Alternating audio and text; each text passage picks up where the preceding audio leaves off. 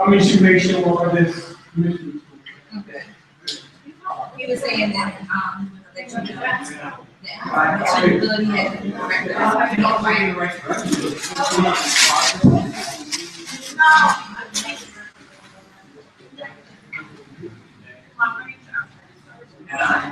You have to make your own. Or get your own. So that was my lesson today. Well,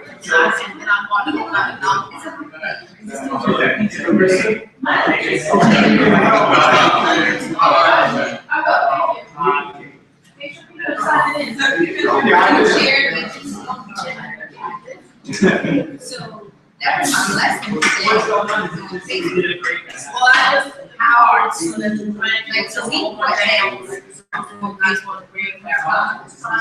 and yeah, so basically like the guy that was in charge of it, like he's never seen something and like 20 hours. A shared community in the target area of. Yeah, I can't unfortunately.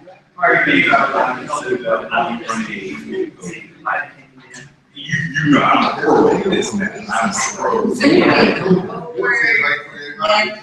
Yes. No,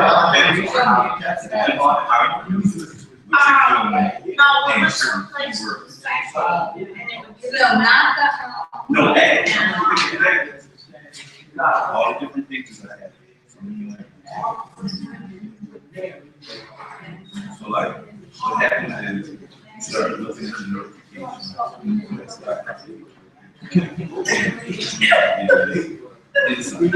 So it lets you know that this is just based on it's not your running. This is the key.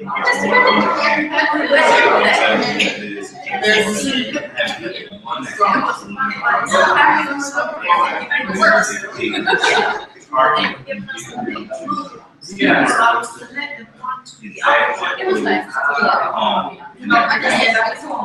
And then you should also want to do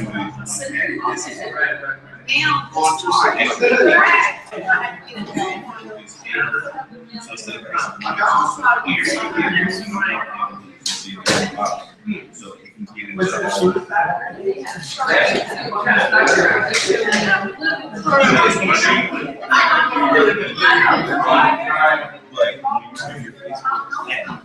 that's what you want to do. Get the basic. You can monitor what you're doing.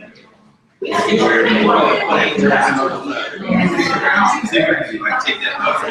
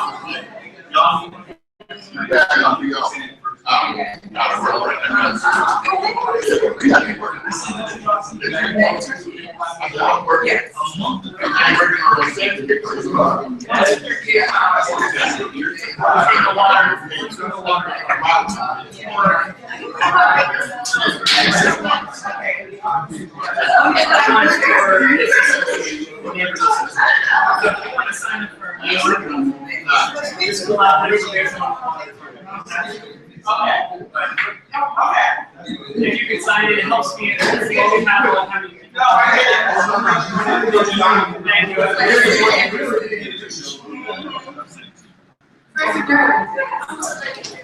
We did it this past Saturday. I was able to get rid of it, shake the dumpster over there.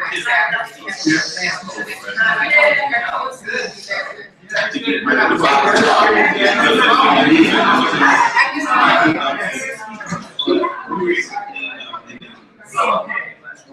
somebody else needs to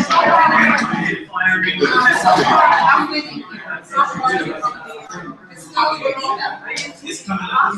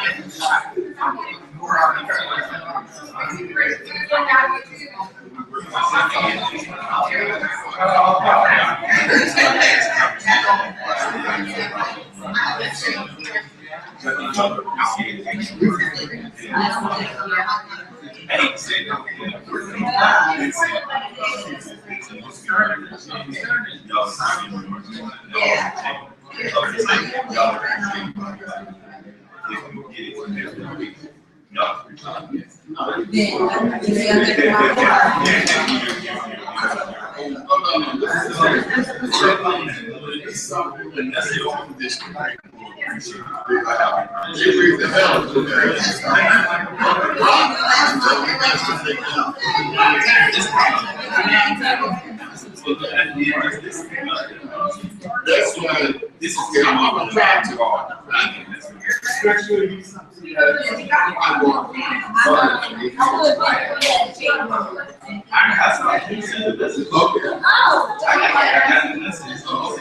Something about yeah,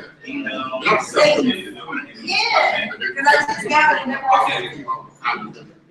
I know.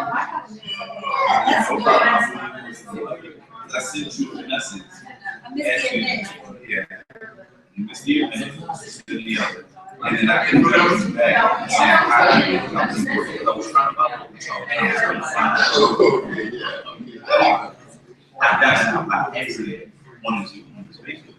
We're gonna start in about 5 minutes. There's 2 sign-in sheets by the door. One is for the water department. That goes in. That's just if you want to speak about water department stuff. The other one is our sign-up. If you want to get information about our future stuff, being the Cobbs Street neighbors and the Cobbs Street right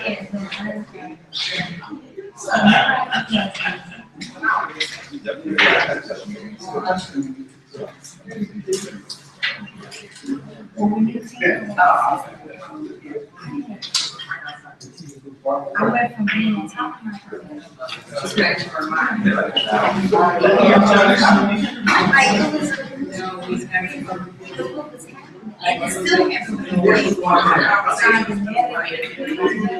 It's always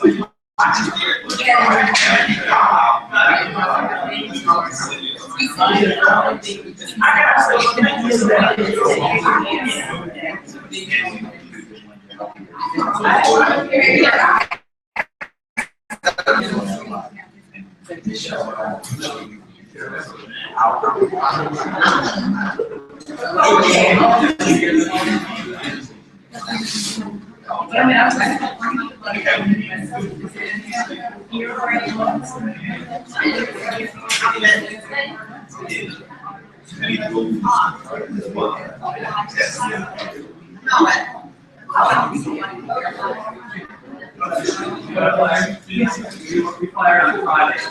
Yeah, we do. This is firing. Regular.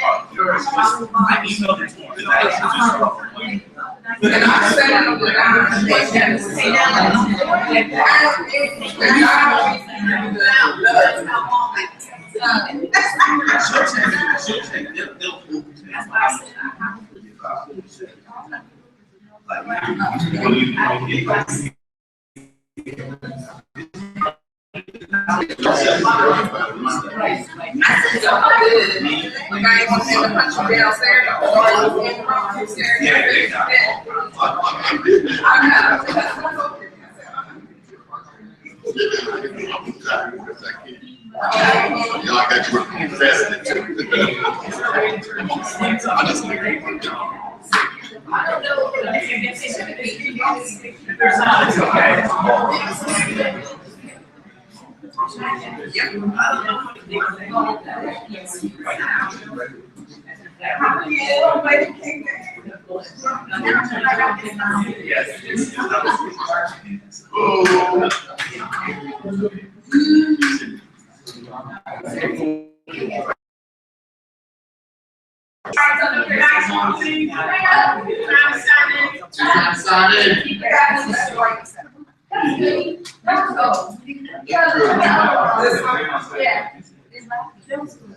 Is that okay, guys? Yes.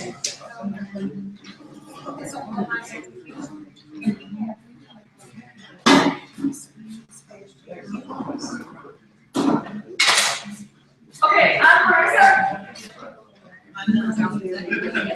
Okay, if anybody needs a bathroom, it's right around the corner here on these doors to the left. I'm Marissa, and this is Monica, and we, and Desiree is here again now too. We started in February, and we've been meeting almost monthly since then. So we have just a few more chairs up here, you guys. So we've been meeting about monthly since February, and we just recently merged with the actual Friends Group of the library, branching next to Cobbs Creek Library Friends Group. So do we have, I don't know, I don't recognize anybody. No, nobody's here yet. They might be joining us later, but, we're really excited about that partnership. After the presentation from Dan, who's from the Philadelphia Water Department, or Philadelphia Water, I don't know what the name is right now. We're gonna talk about a few things. We really wanna get some subcommittees started. We need some beautification subcommittee, health and safety. Zoning will kind of be an as needed thing, I guess, whenever zoning issues come up. And then we really need some help with outreach, because we know that we're not getting to people that aren't necessarily online. So we really could use some help with like flyering, or even if it's just putting flyers in a local store, or one of the rec centers, or another library, or something like that. We really need some help with that. So we are going to start with Dan, actually. Dan was here in June to tell us about the Green Cities Clean Waters Initiative, right? And they're going to be doing some green stormwater infrastructure improvements along Cobbs Parkway. So a lot of people might have got a flyer or live near there. Actually, show of hands, how many people got a flyer for this meeting?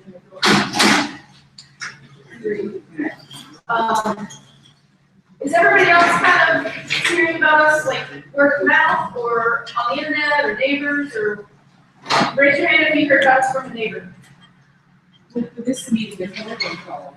You got a cell phone call? For this meeting. If you don't mind, who got the phone call on Friday? Yeah. Very good, okay. So good. And if you're new to this group and you want to come back to our meetings, one of the sign-in sheets in the back there is for us to communicate with you, to let you know when we're having Cobbs Street Neighbors meetings. It's the first Monday of every month in this room. Doors open at 6:30, so we can all mingle and sign in and all that, and the meeting starts at 7 o'clock. First Monday of every month, unless there's a holiday, so we miss 4th of July and Labor Day. But otherwise, first Monday of every month, you can put it on the calendar. So with that, I'll just remind you, bathrooms are out there if you want to use the restroom, and I'm going to let Dan go ahead and give his presentation. Well, thank you guys for coming out tonight. Here's our agenda tonight. I'm from the water department, and my specialty is green stormwater infrastructure. So that's what we're here to talk about. I want to make sure that we're letting everybody along the top street know, as many people as we can, about what's coming down. Some quick ground rules: our connection to water. This says people. A little bit of Philadelphia's water history, an introduction to Green City Clean Waters. Then, of course, the crown jewel of the presentation, the Cobbs Creek GSI, that's Green Stormwater Infrastructure. Some more programs, some resources, contact information, and then questions from you guys. So our ground rules, pretty basic. I don't anticipate there being issues here. Please respect everyone's opinions. Don't talk over anyone. We're going to do questions at the end, and I have a lot of resources. My main focus tonight is to talk about that green stormwater infrastructure. So questions for the group should be focused on that GSI, and then if you have other things you want to talk about, I am very happy to talk about that. But just want to make sure that the questions stay on the GSI so that everybody can hear that and participate in the conversation. And with that, let's get started. So I remade my presentation. This is the first time I'm giving this version.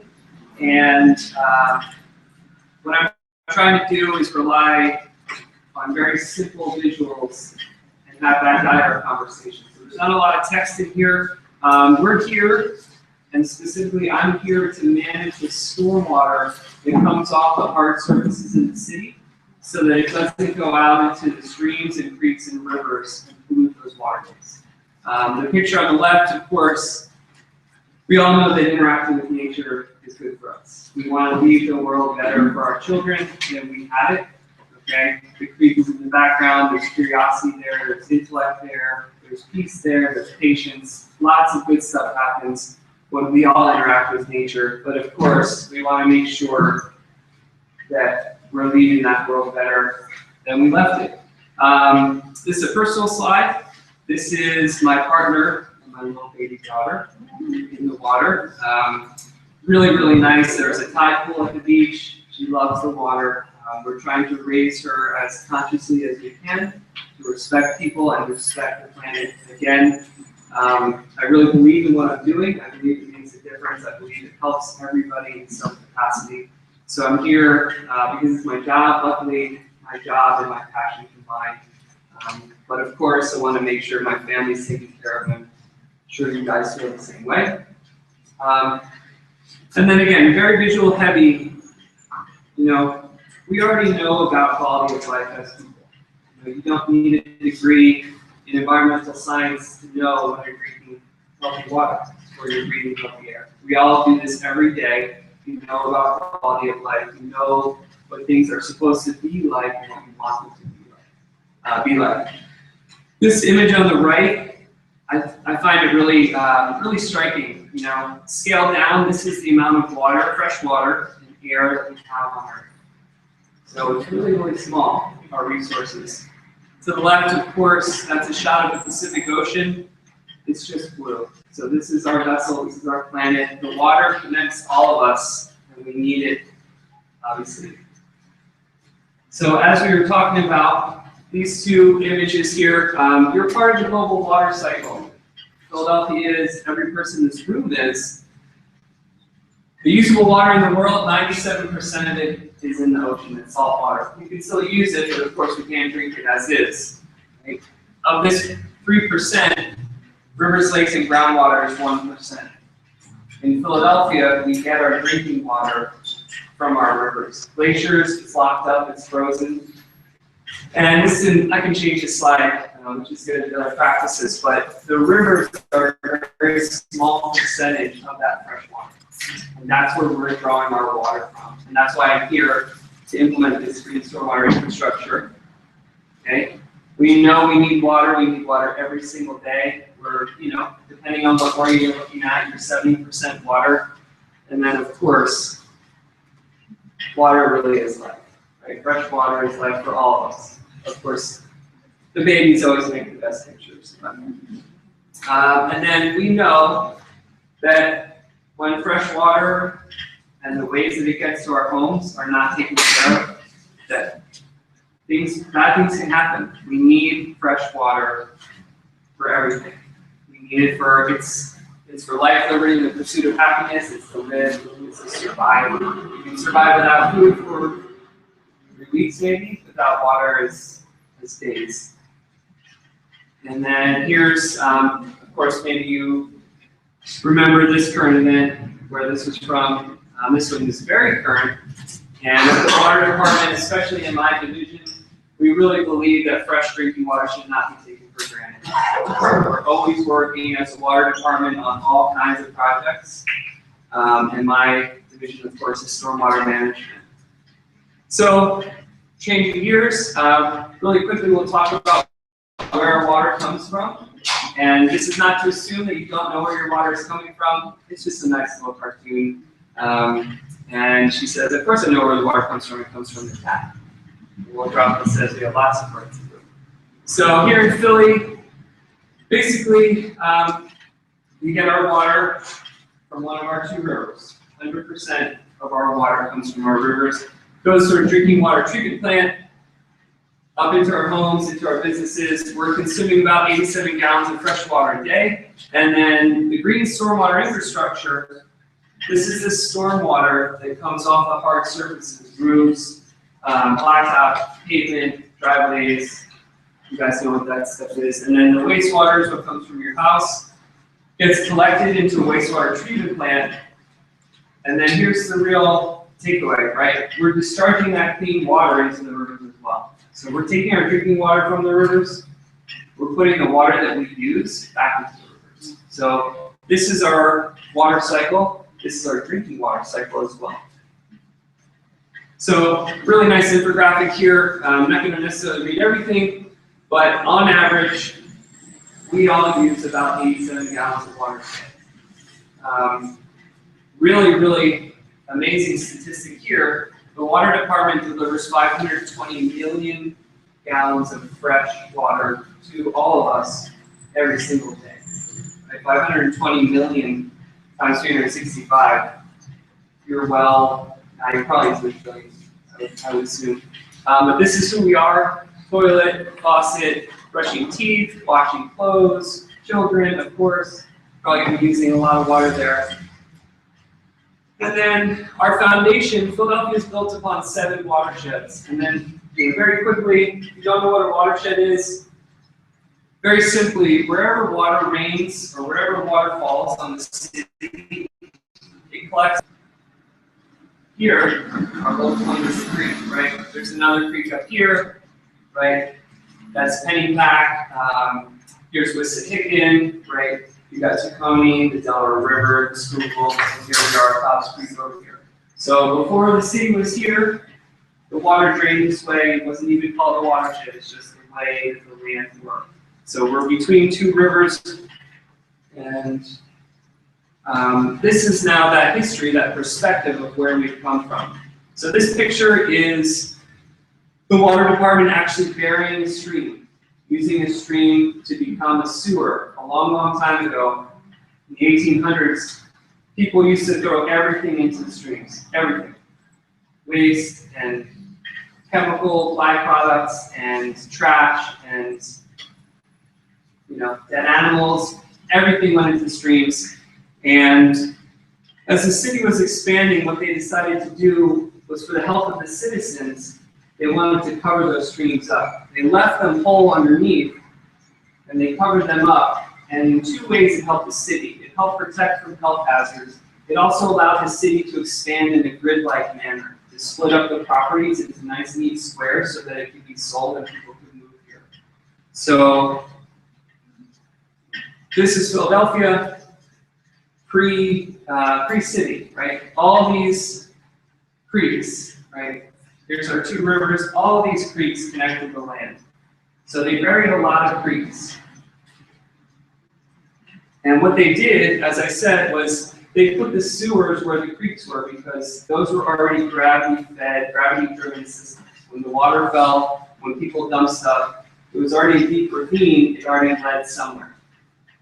Ultimately the rivers. So what the water department did was they buried those creeks and let the gravity just take that wastewater, take whatever else people were putting down there. And now present day, it's very stark contrast, right? This is present day Philadelphia. There's no more creeks visible. They're buried. There's sewers. It's all city now, right? You have your major creeks here still. Here, Cobbs Creek, and Pack. But this is us today. And so this is the real reason I'm here. So I'm going to talk through this once, and then I'm going to show it again. Philadelphia, those combined sewers, those sewers that were buried, that takes the wastewater from your homes, and it also takes the stormwater from when it rains. What it does is when it's dry weather, the treatment plants can handle everything that comes from our homes. All the wastewater, which you guys know what it is. But when it rains, it overflows the system, right? And this, we're still working on this graphic, but there really should be a dam here. So when it gets that extra rainwater, that stormwater runoff, it overflows, and it takes whatever was on the street, whatever was on your roof, whatever is in your house, and it pushes it out into the creeks and streams. So that's called a combined sewer system. Philadelphia is predominantly a combined sewer system. So I'm going to show this one more time, just so you guys can get the sense. So dry weather, right? The wastewater goes to the treatment plant. We can handle it no problem. Wet weather comes in, it overflows the system, spills out into the creeks and streams, and then the real reason I'm here will pop up in a second. And it's this green stormwater infrastructure right here, this tree trench. What you see it doing is filling up and preventing that overflow.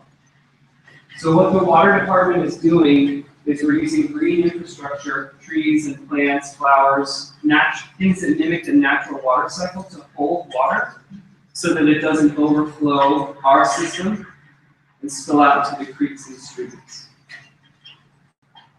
So here's Philadelphia. This is South Philly. Hardscape, like we've been talking about. When it rains, right, water heads into the inlet. As you saw in the animation, it's not just an animation for show. This stuff actually overflows and will take that polluted water out in the streams, into the creeks. Really, really bad.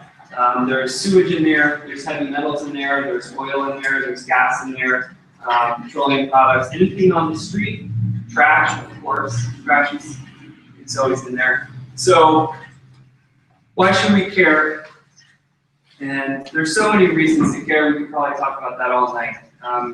We're here, and Philadelphia has this really cool, Philadelphia Water has this really cool website where you can look at the overflow when it rains. And so I took this screenshot this morning, and we have overflows 1, 2, 3, 4, 5 within a quarter of a mile of us. So literally at this spot, when it rains, you know where the water goes, right? But it takes all that stuff when it goes right into the Cobbs Creek, directly in there, when it overflows our system, because our system can't handle it. And then, of course, why should we care, right? We can't fish, we can't swim, there's animals in there. We want our kids to have a healthy and safe habitat to explore the streams. We grew up in nature, we love nature, we respect nature. There's so many reasons why we do care. And we should, hopefully we will care. There's another reason the water department cares. We've been mandated by the state and federal government to manage the quality and quantity of this stormwater runoff. So we think this is the best plan for Philadelphia, which I'll show you in a couple slides. The government, on many levels, wants us to take care of this so that we can be good stewards to our environment and our citizens. So I used to collect comics, so I threw this in here. So here's the real turning point of the presentation, right? So Philadelphia Water had a choice. The government, state government, and federal government said you have to manage this stormwater runoff. You have to take care of it. So you can either build really, really big tunnels, huge tunnels, enormous, right? The length of basically the city, there'd be 1, 2, 3, 4, and you can store all that water in there. Huge underground tunnels. Or you can work on incrementally greening the city, right? Building that green stormwater infrastructure all over the city, small spaces, big spaces, green spaces, sidewalks. You know, we're a little bit getting into green roofs, but not so much yet. But you can work on the green aspect, and you can try to tackle it that way. And the cost comparison is here.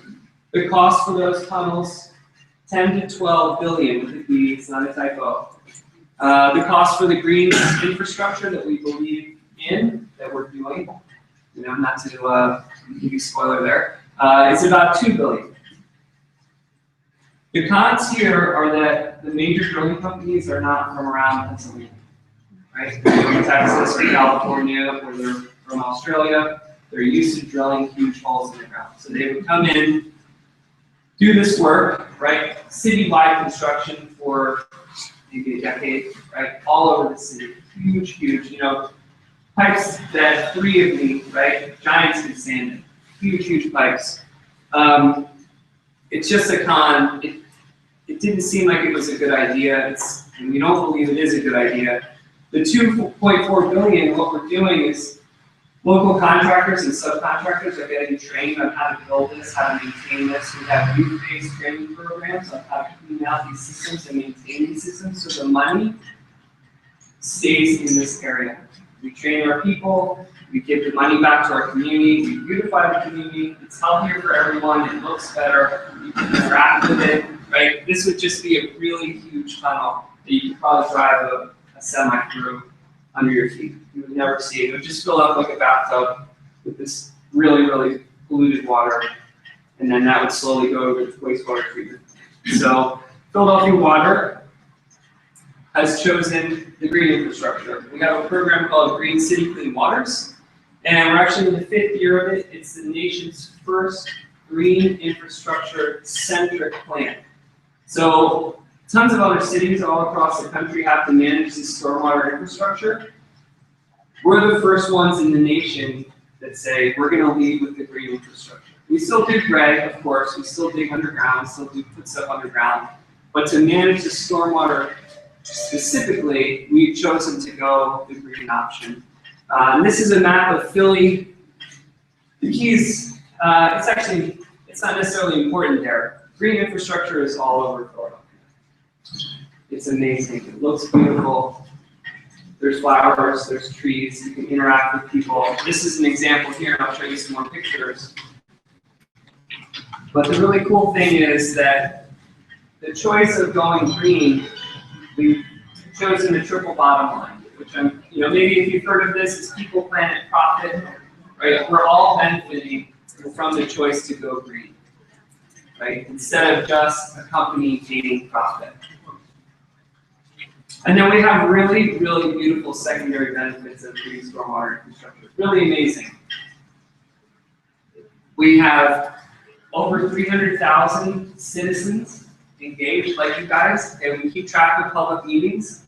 We go back and we put you guys into a spreadsheet, and we let our supervisors know that we're engaging and educating the public. So over 300,000, this is over 5 years, okay, not per year.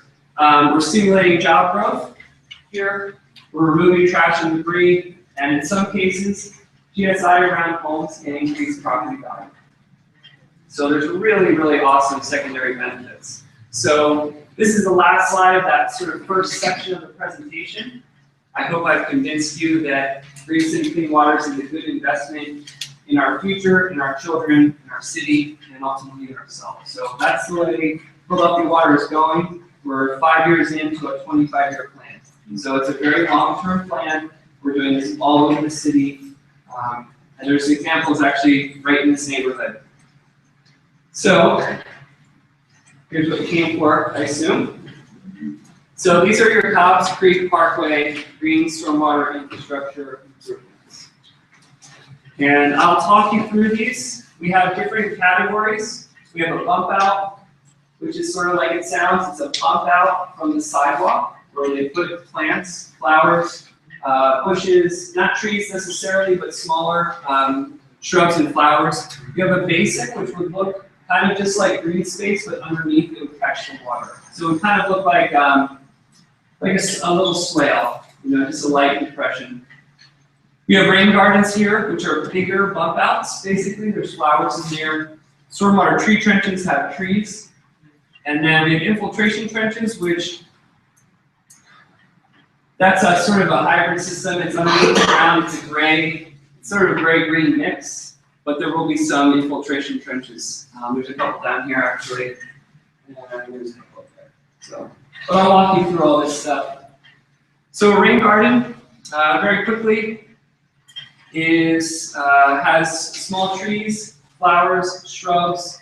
It's depressed into the ground, and like we talked about earlier in the presentation, it will catch runoff from the surrounding area and it will hold that runoff so that it doesn't overflow the system. So every system has a shared feature in that it will hold water. Depends on how big it is, how deep it is, or how much volume it will hold, but everything will hold water. This is stormwater pump out. Looks really sharp here. Obviously that was probably in the springtime. Here's a stormwater planter, again, looking very, very good. And you'll start to notice too, this is where the water will come in through the system right here. And then it will fill up here. Every system also has an overflow, so that if we get a really, really big storm, the system itself won't overflow. It will go into the pipe and back into the sewer. Unfortunately, it will overflow somewhere, but it wouldn't overflow there, like say, if you filled your bathtub up too high, just going out right there on the street. And then there's a tree trench. And again, you see that dark strip in the sidewalk. That's where the water will come in.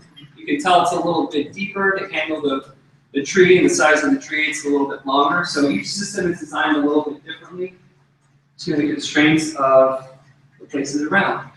So now I'm going to go through where things will be, what you can expect. This is, the plans are almost set.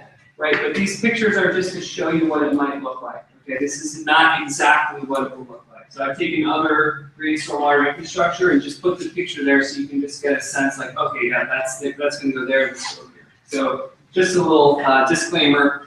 But we've got a basin, we've got some rain gardens, a bioswale, and then here you'll have some forest pavers and a bench. So that'll be, and if you have, if you want to follow along. Basically, I'm going to go north to south, right? So this will be up here, right? This will be just north of Market Street. So I'm just going to go. Okay, I'll be quick. Rain garden here. Here's an infiltration trench. It's that white strip, so that'll be underground. You won't see any plants. but it'll still be there collecting stormwater. Another infiltration trench. Here's a rain garden north of the Skate House parking lot. Here is a rain garden, a grass swale, and a little channel just south of the rec center. And then here's a rain garden. There's pavers and benches. This next slide will show you the rain garden will go in the back. Again, pavers and the bench will go here.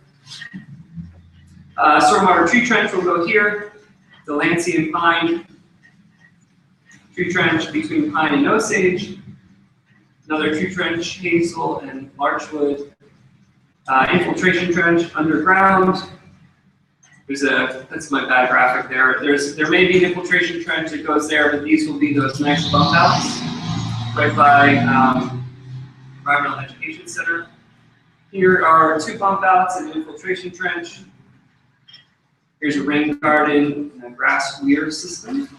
So going south. Here's right across from Latona, rain garden down there. And then down here will be 2 infiltration trenches and a rain garden and a little seated area.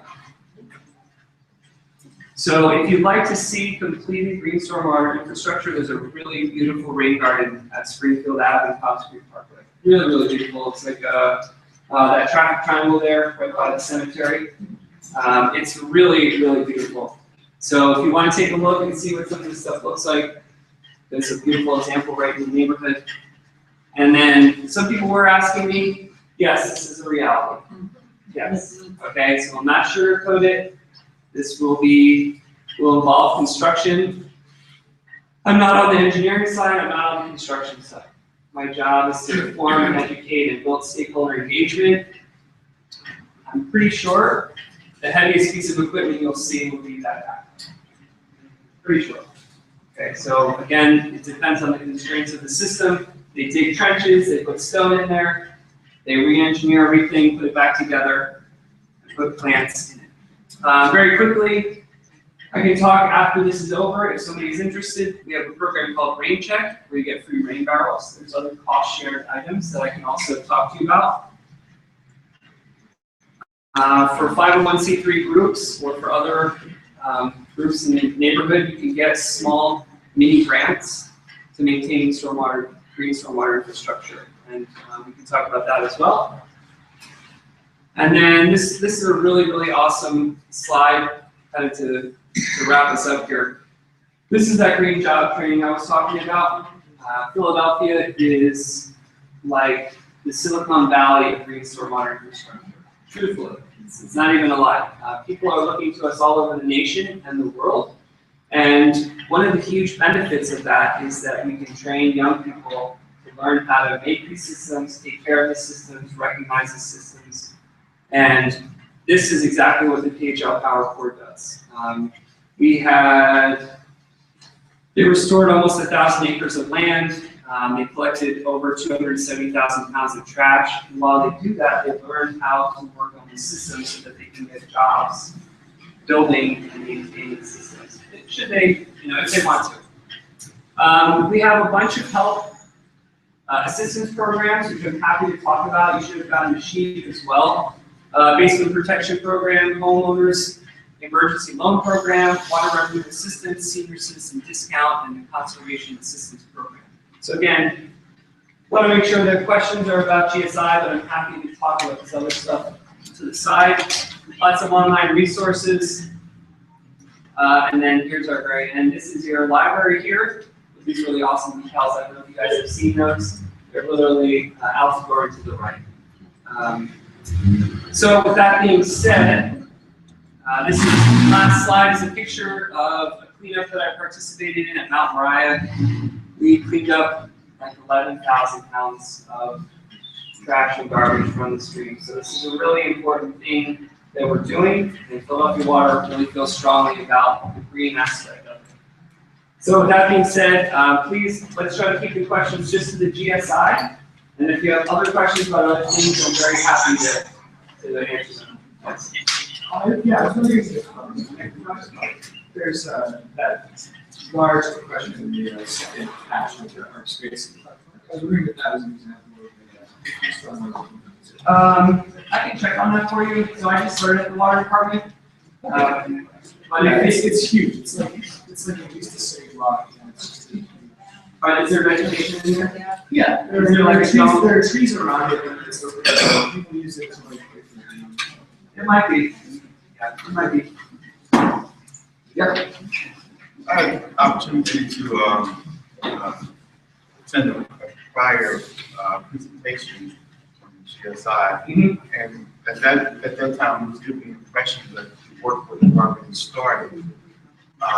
So any The timeline? timeline? Yeah, timeline.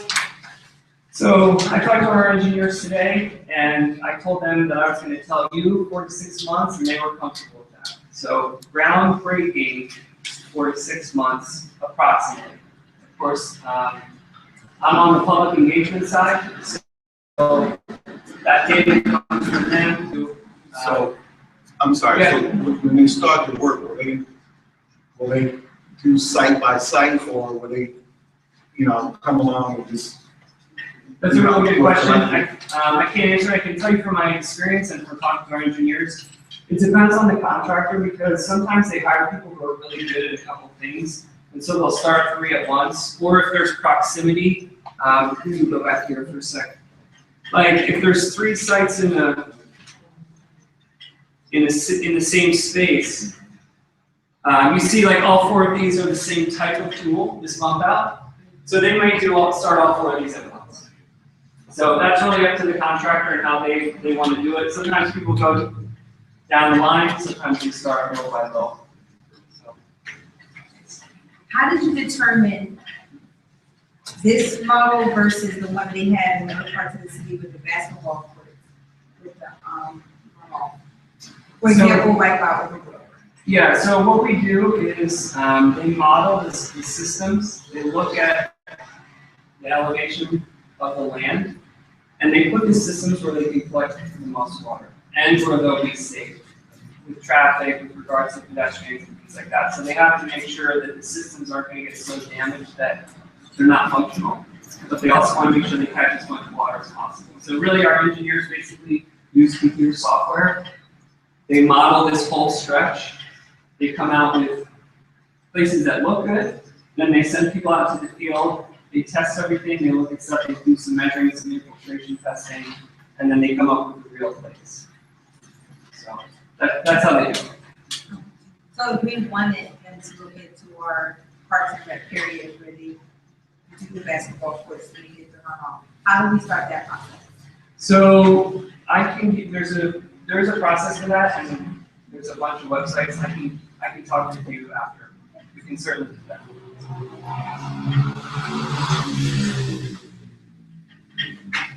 What a question.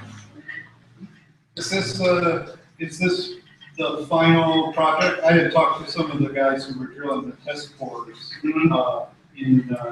further into the 50 blocks, and that they were talking about doing them on the corners of the streets. Right. Is this the first phase of the program, or is this the entire West Philadelphia program? So, do you mind asking where your cross streets are? I'm at 51st and Cat. Right. So. I emailed back and forth. Yeah. I figured. Yes.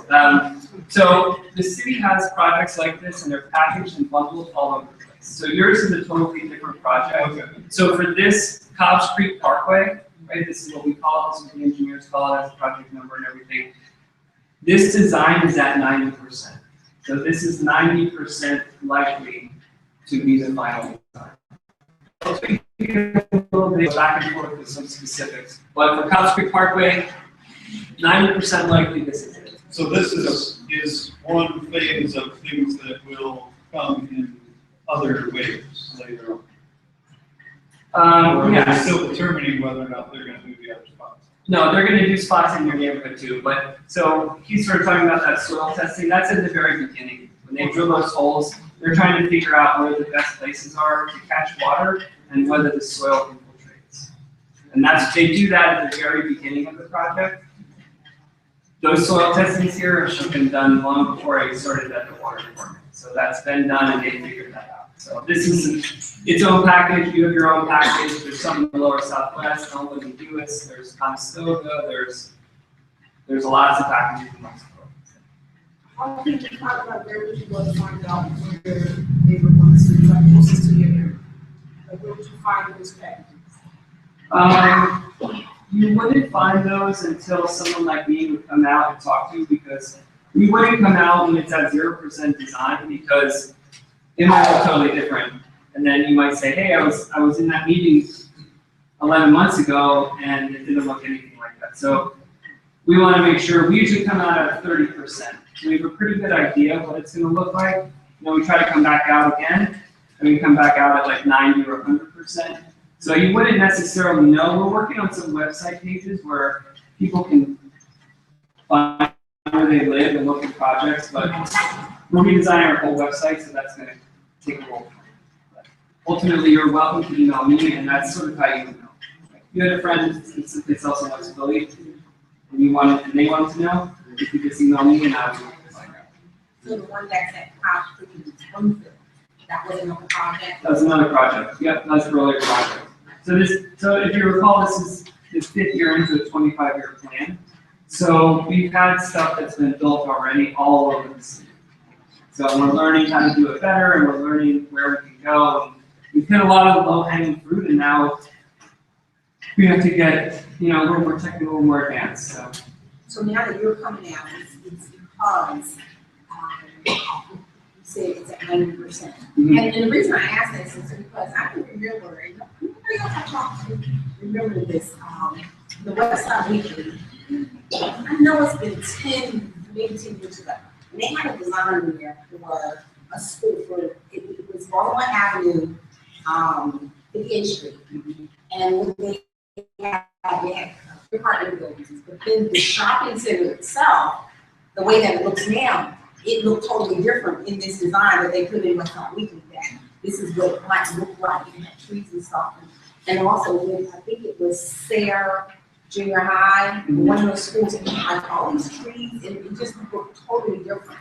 And I had seen a picture of that, like in the Westside Weekly, and I guess maybe they were just coming up with some designs, if that hasn't happened. Yeah, I mean, I've actually been trying to get in touch with Westside Weekly to run a story on this, and I just cannot get them. Well, that would be, they will not get back to me. I would feel comfortable putting this in the Westside Weekly.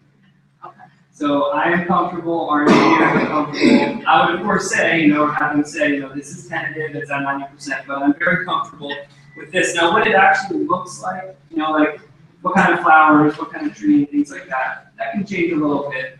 But these, we're close to certainty, this is where your construction of the stormwater infrastructure. Good evening, how are you? Good. My question is the original question when you first came and spoke to me. The job situation in Cobbs Creek at this time, how does that fit into our community? And yet we had 18.5 unemployed here in the Cobbs Creek area.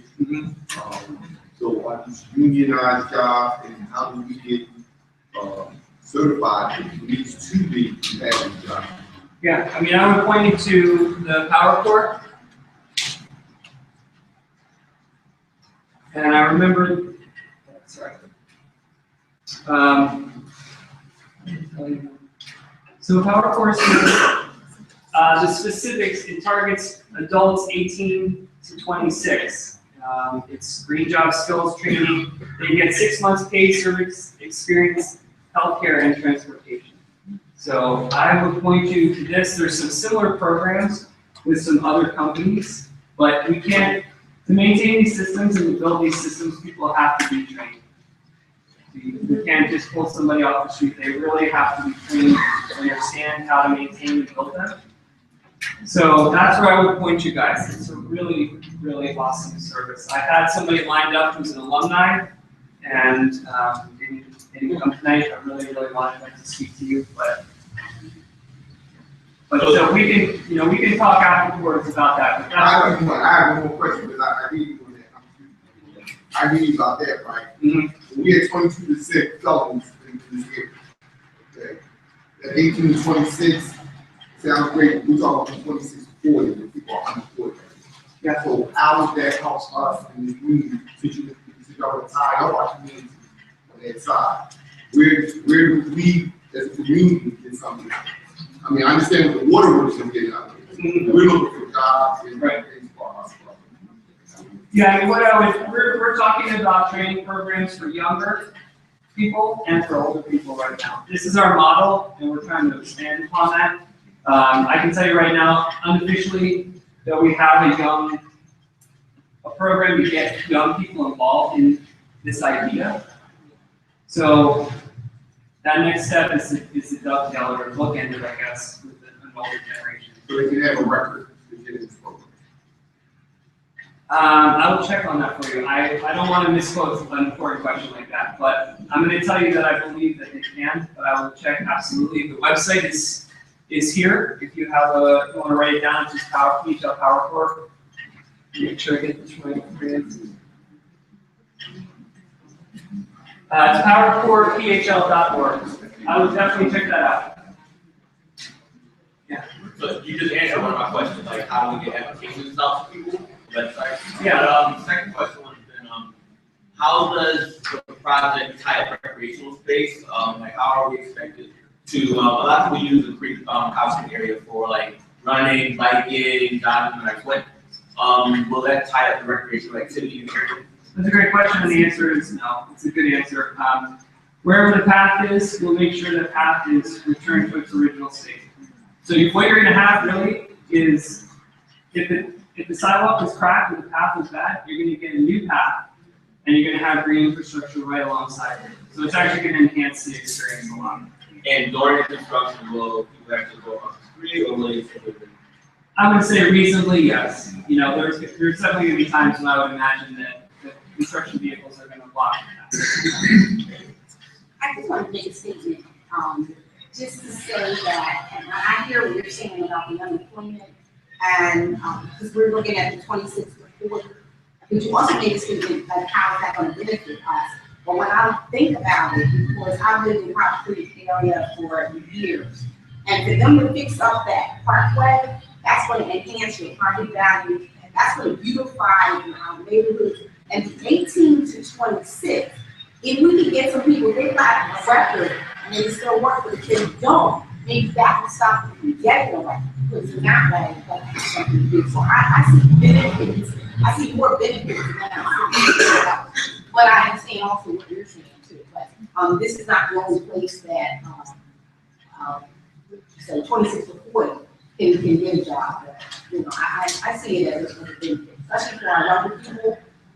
Just for them to get interested in this beautification, and then just to fix up that Cobbs Creek, and then improve your property values. I just see it, but. Okay, so to go back to what you're saying, we got a horticulture center down the bottom, 18. When we talk about people trying to, I mean, beautifying is not. We might have crime because there's no jobs. So you're telling people to come out. I'm saying that we're trying to save the neighborhood as far as if you're coming into construction in our neighborhood, then we should be able to get these jobs. These people need to get these jobs so that we can bring down our crime rate around us. Okay, and that does help with our owning of our properties.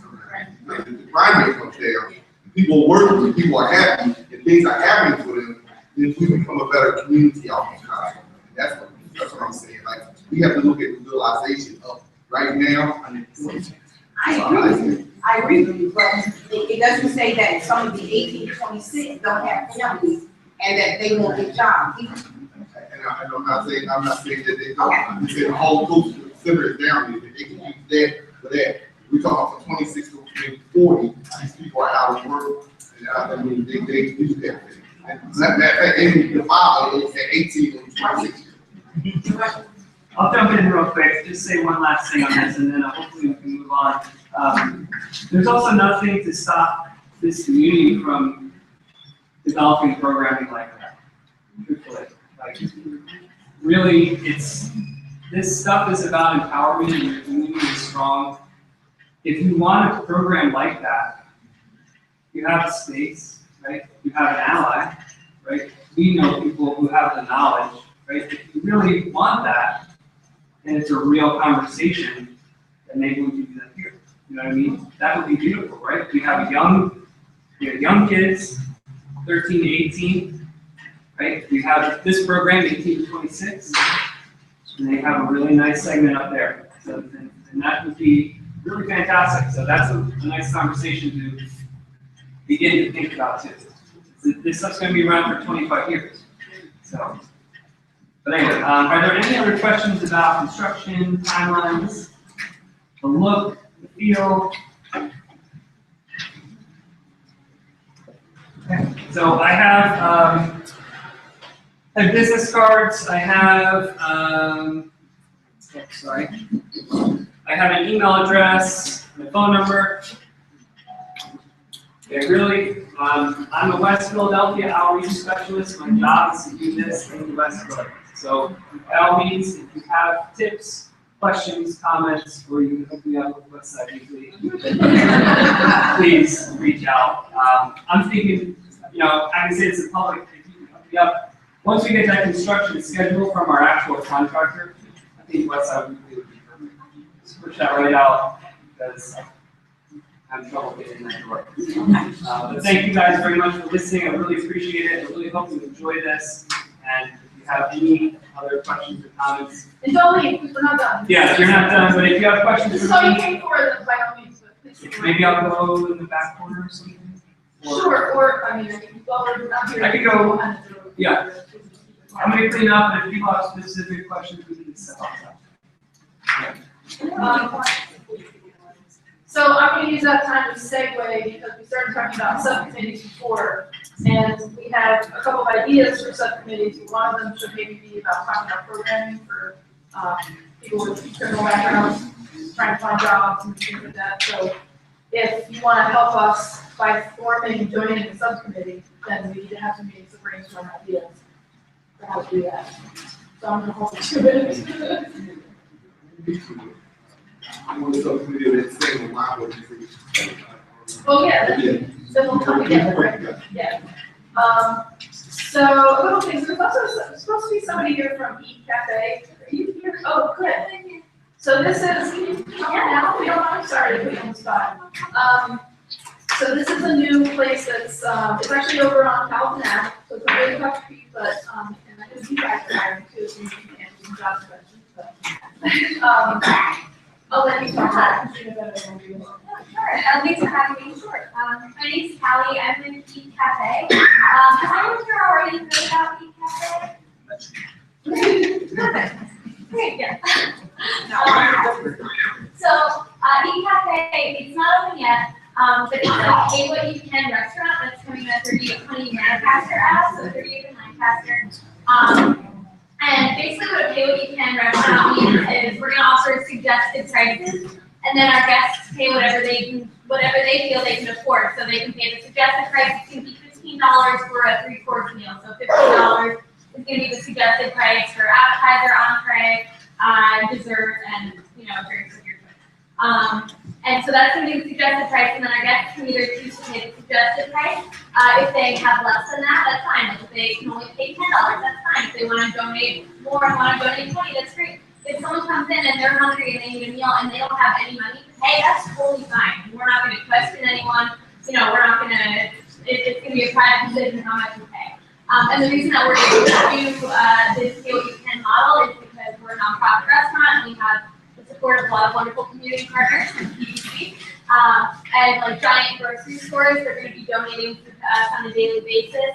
That is either food that's like slightly ugly, so no one wants to buy it, but it's perfectly good food, or it's not able to be on the shelves anymore. But if it's turned around and made into a meal within 48 hours, this is what we're going to do. It's perfectly good to eat. So basically, this pay what you can concept it's a new model of both addressing hunger and also building community. This is going to be the first of its kind here in Philadelphia. This model of restaurants exists in actually over 50 other places throughout the United States, and it's working really well. So basically, we're not hiring right now. We did hire, and we hired people all from the neighboring North Philadelphia community. So we were hiring people that lived right around the cafe, especially Manchester, Alton, Alton Village, Mill Creek, etc. So we have 2 line cooks, 2 dishwashers, 2 servers, and a host, all from West Philadelphia. And so in addition to serving food, we're going to be open, at least to start, we're going to be open on Wednesdays through Saturdays for dinner service, and then as we kind of figure out, we're going to start opening more days of the week and more times. But the start is just going to be Wednesday through Saturday. And in addition to food service, like I said, we want to be really a location for the community. So we're going to have things like job training. So we're going to have job training classes, particularly in like hospitality and in culinary arts. We're going to have things like open mic nights, or jazz nights. We're going to have community artwork on a wall. And honestly, we're open to a lot of other ideas for, we want the space to be a community space. So if someone wants to have their club meeting there, great. If someone wants to have a little performance there, great. We have a stage seating area that's going to convert into a little performance area after dinner service. So that'll be great for having like that performances or poker nights. Yeah, the question. Yeah, I book concerts in the area. I book DIY shows. Would you be a venue per se? Yeah, I think we'd be totally open to that. Like me personally, that sounds great. And I think we're actually looking right now to try to connect with local artists. So I would love to connect with you. That would be great. Yeah. Youth culinary programs, like Yes. Yes. Yes. So I like the concept. So my next question is, with a lot of homeless people with like with food disorders, so that they're trust issues, like psychological kind of stuff, mistrust and that kind of thing. Are you guys able to take, once you've done whatever you've done with the food, are you able to then share it with people who can't get meals but don't have the ability to actually come into the restaurant? So partnering with someone that could do a van or something that needs help some people who are homeless. Yeah, so I don't have an exact answer to that. I think if you have particular ideas, I would be so happy to talk with you about that.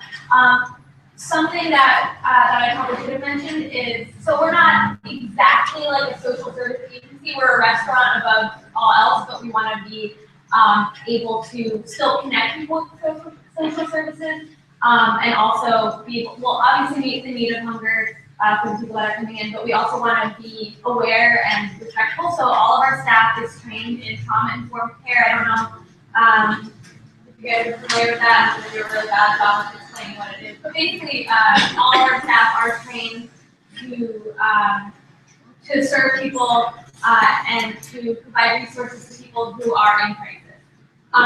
So that's all within the bounds of the restaurant. So I think you're more so asking what about people that are hungry or that need help that aren't able to come into the restaurant themselves. Right, so something that's still edible, like we waste so much in the United States, so I'm saying something that's still edible, but you wouldn't serve necessarily because, okay, it's day 2.5, we're gonna get to day 3, I wanna get this out to a group that will eat it, and then that way we're kind of getting, so that it's an outside partnership, we can talk about it. Let's talk about it, yeah. So it's just, I don't know, it's just so sad that a lot of people, are in a situation where they're homeless, and in the United States, we throw away so much. Yeah.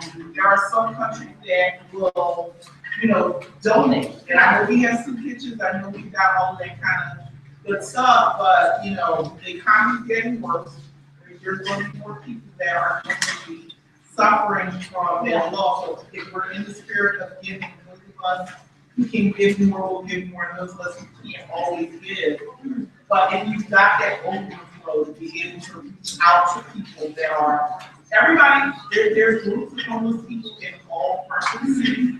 So just kind of getting that through there and sharing. Yeah, and also, and just to be really clear, like if someone is homeless, they are encouraged, to come to Eat Cafe and get a meal, even if they can't pay for it. That's totally fine. That's, that is encouraged for them to come here. That's kind of part of what we're there for, is to be able to provide food meals. Does anyone else have any questions? I'm sure there's plenty that So you said 38 Lancaster? Yes. Where exactly? 38. Yeah. So what's there right now? So like right here, the Spiral Q, it's right by the Health and Pizza, Roots Coffee, it's right on the corner. Yeah. And so basically, this is the most people that I've ever seen at a neighborhood association meeting. So I don't have enough handouts.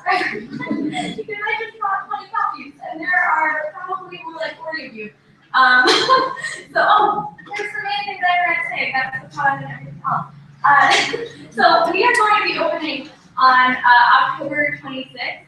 But before that, on October 14th, we're having a community open house, which is what I really wanted to tell you guys about. And so basically what that is you know, it's kind of the only celebration getting ready for opening, but what it really is an opportunity for the community to come out. And I know that's a little farther away for Cobbs Creek, but still, to come out to check out the restaurant, see it for yourself before we open, meet our staff, you know, get to know more about the concept and get to know us better. So if this is something that sounds exciting to you, we highly encourage you to come out on the 14th. That's what one of these handouts is for. The other one is just general information. I don't know how we're going to end up splitting it up because there are.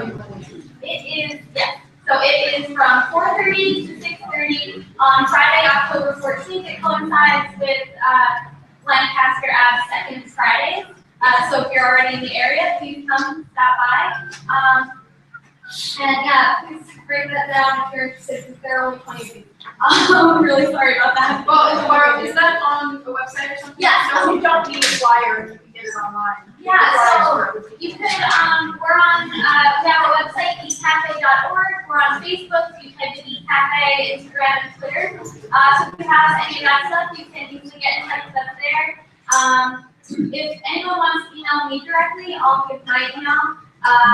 So that is CAP, like a cap, 387@drexel.edu. Or you can just email the generic info on eCafe, which you can find all of our handouts and all of our websites.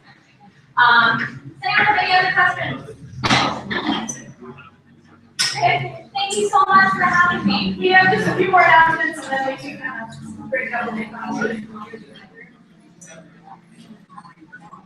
Alrighty, I won't take up too much time. I'm Desiree from State Senator Anthony Williams' office and a proud member, proud neighbor.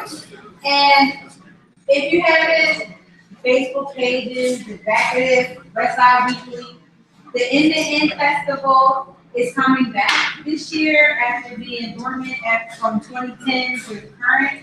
So I have flyers here, and if you need more, I have some more in the car. It's free, it starts at 12 o'clock.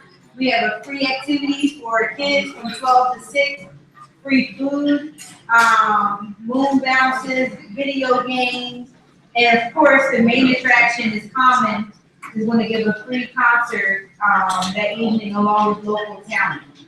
So I have that information. Now the flyer I don't have is we have an expungement program that's in Delaware County. So if you know someone that may have an offense or a summary in Delaware County, they should visit our website and have information about our expungement program on October the 13th. I'm sorry I don't have that flyer with me.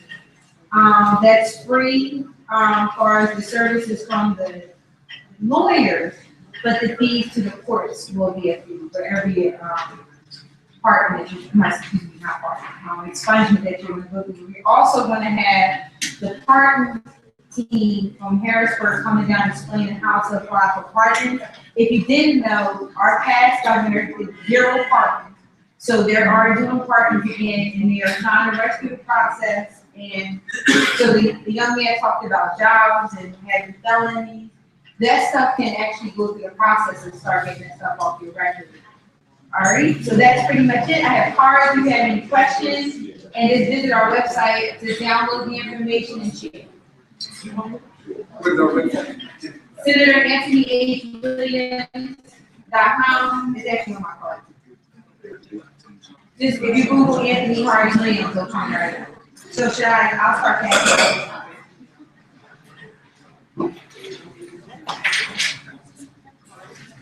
Hi all, I'm Monica. And we have a couple of things that we want to talk about. As Larissa explained earlier, the Friends of Blanche A. Nixon, which is the library that you're in, our Friends group as well as our community association decided to merge. So we'll be doing a lot of activities here, especially for the kids. So the first activity will be on October 20th. It's Author Day for preschoolers. So if you know any preschoolers that are home or at daycares, please let them know. I'll get a flyer onto our website as well. She'll be here. It'll be Amy Dykeman. and she'll be here at 10 o'clock on October 20th.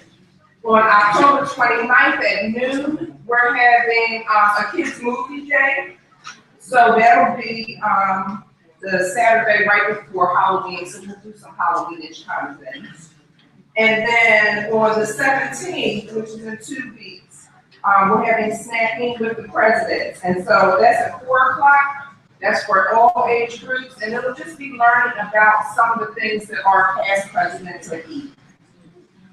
Don't forget that there is a LEAP program here at the library, so if you know children that need homework assistance or need an after-school program, the library does provide that free of charge.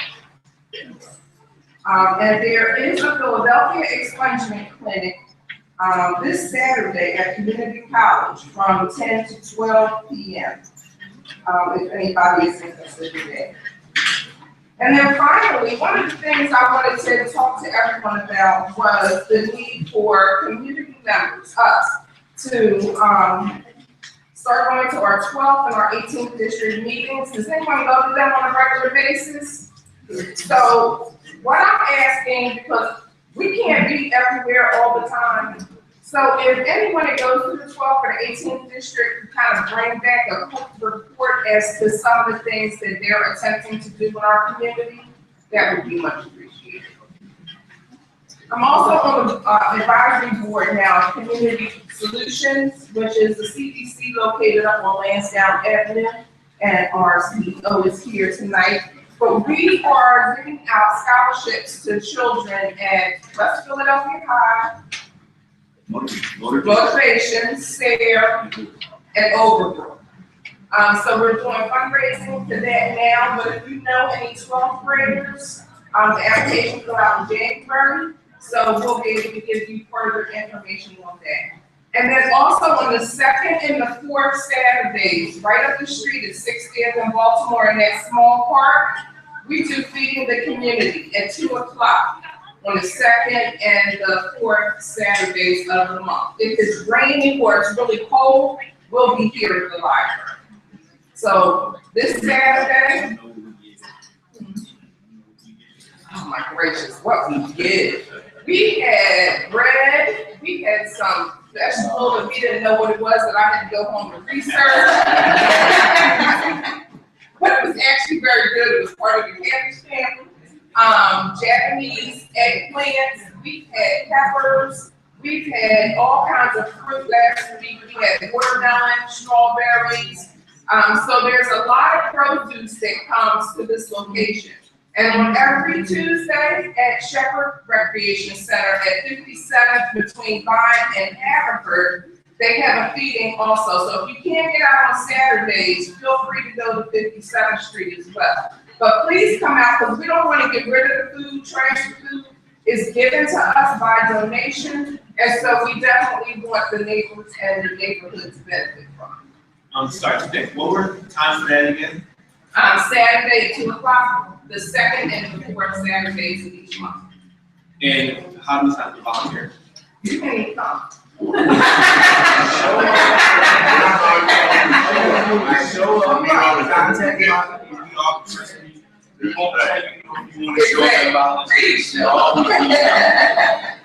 And for apologize for, I had another conversation, but the precinct meeting, what time and date? The 18th district is the third, it's the third Thursday. Tuesday. Tuesday at 6 p.m. At 6 p.m. and they are at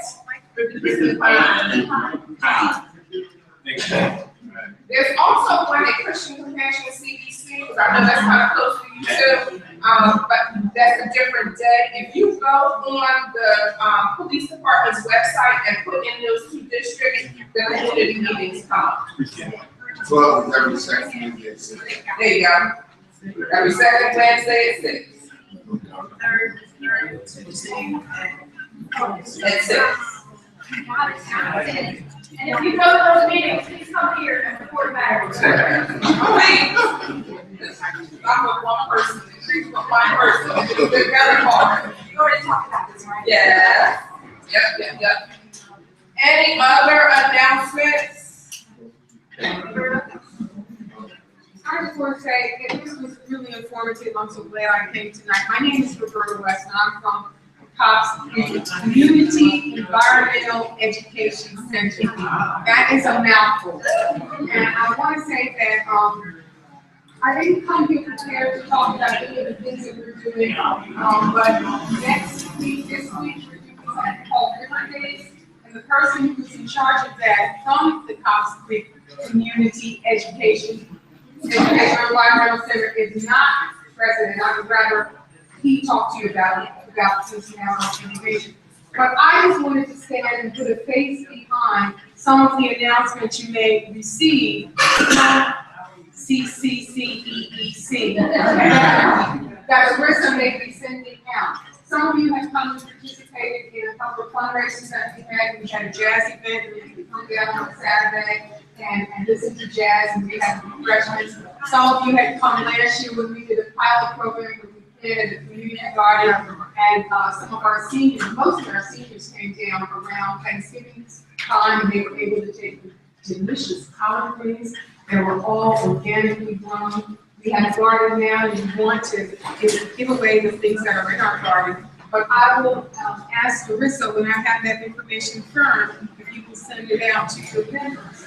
And then you can remember that your neighbors right down the street at 700 Cobbs Creek Parkway used to be the old barracks that had the campus in it. So I would invite you all to some of the things that we do that are coming up, but look for emails from us. The next time I come, I'll be prepared to give you concrete information with flyers that things we're doing. And I'm glad she said that, because one other announcement we have, Washington Gardens has a free shuttle on Saturday, the 8th, the 15th, and the 22nd of this month. If you want to go to the Hines Wild Refugee space, you can go over to Washington Gardens, get on the shuttle, and get on over there. I know that's been an issue with a lot of the kids because they don't have transportation.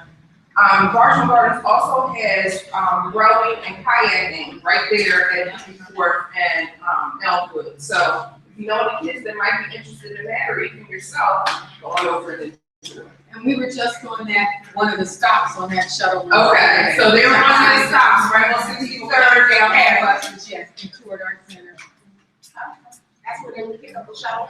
You can pick up the shuttle at the environmental center as well. It's like 8 locations, but those two are places. Yes. And I don't know the date, but Washington Garden has their like big festival coming up. Like one of these upcoming Saturdays. It's gonna be food, music, kayaking. It's supposed to be a really good thing. I'd just like to say thank you all for putting this all together. It's good to see another group in our community trying to stretch out and do such positive things.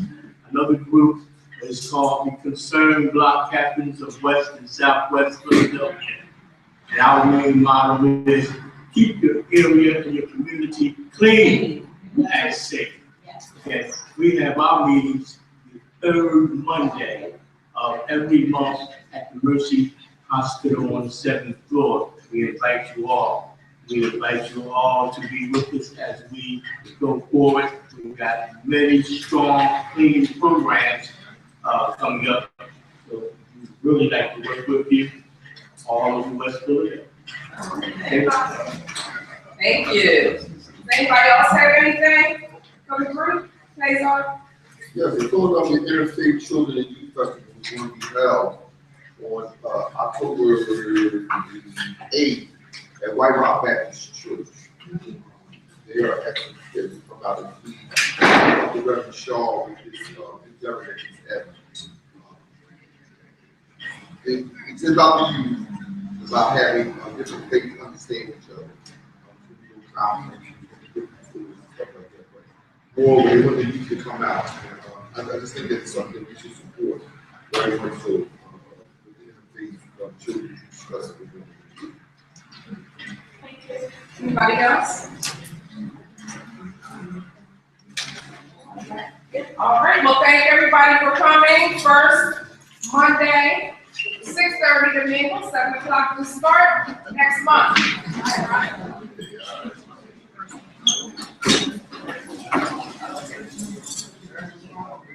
How are you?